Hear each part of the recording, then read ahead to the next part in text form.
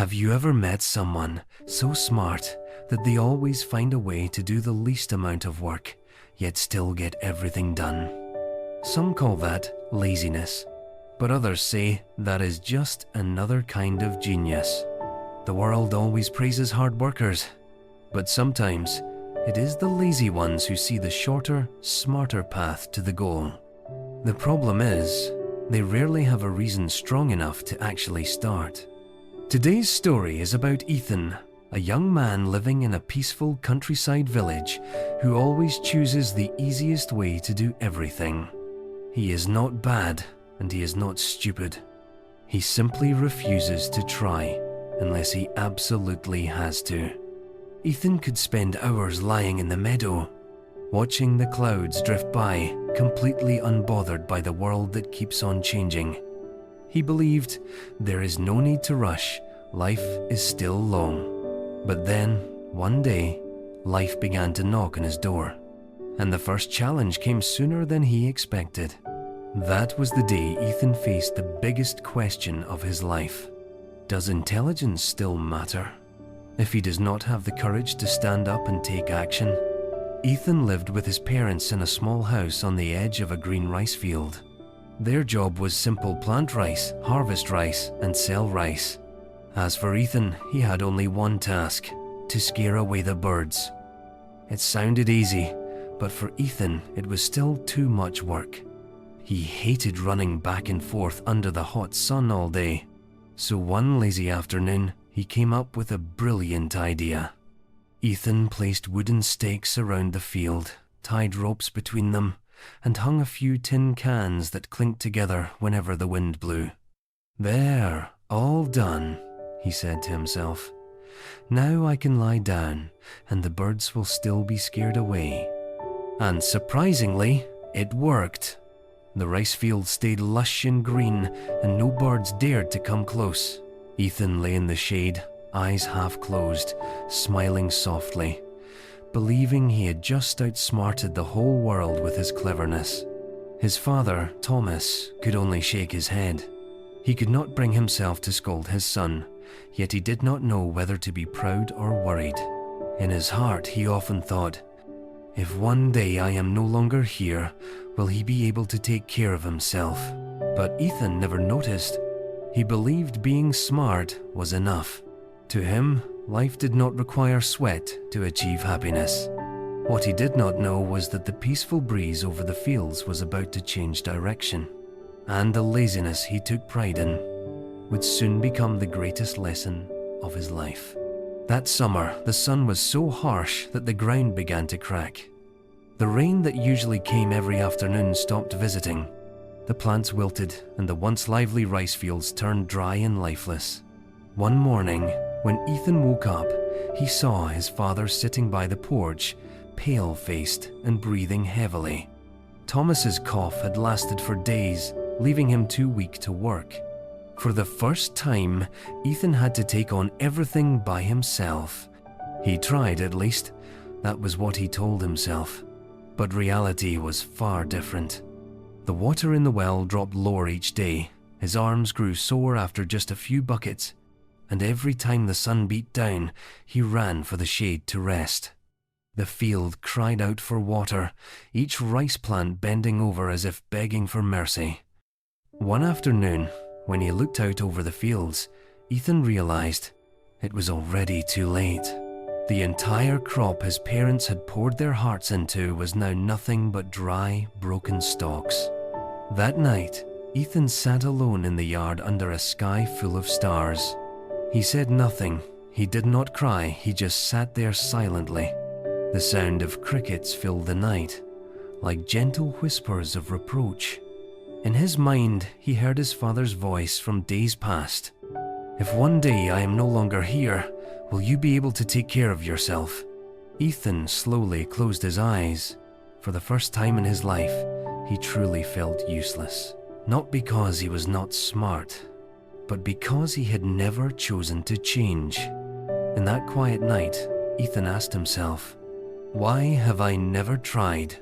Why do I always wait until I lose everything to want to start again?" And perhaps, in that very moment, For the first time in his life, he finally woke up. The next morning, as the first rays of sunlight touched the cracked fields, Ethan heard a commotion outside. He stepped out, curious about the crowd gathering in the village square. In the center, a soldier in shining armor was reading aloud. "The king is holding a contest to find the most talented person. The winner will receive a chest of gold and a chance to work in the royal palace." The whole village buzzed with excitement. Everyone dreamed of that gold enough to change anyone's life forever. Ethan stood still, eyes following the soldier, as a thought flashed through his mind. If I could win that chest of gold, I could save my father, save our farm, and start over. But then came the laughter around him. Ethan wants to join too? He is lazier than a cat. Does he really think he can win? Ethan heard it all. He knew they were right. He had been lazy. He had missed too many chances. But this time, something felt different inside him. A feeling he had never known before. He did not want to give up. That night, Ethan sat beside his father's bed. Thomas lay still, his voice weak as he asked, "What dream are you chasing this time, Ethan?" Ethan took his father's hand and smiled. "This time, it is not a dream, Father. This time, I am really going to try." Early the next morning, as the dew still rested on the leaves, Ethan packed a few old clothes into a cloth bag and quietly left home. There were no farewells, no promises, only his father's gaze following him, filled with both worry and hope.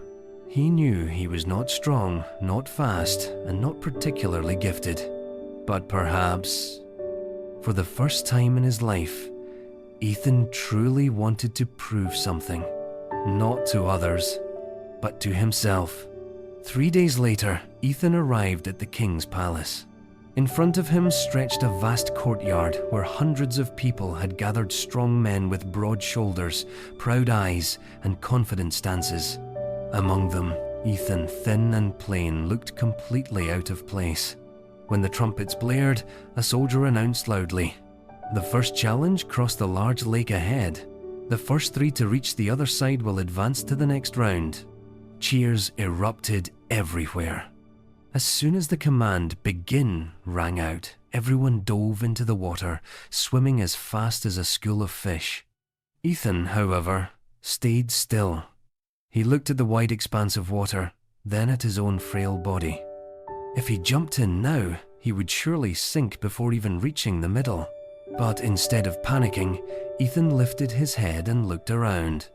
An idea suddenly sparked.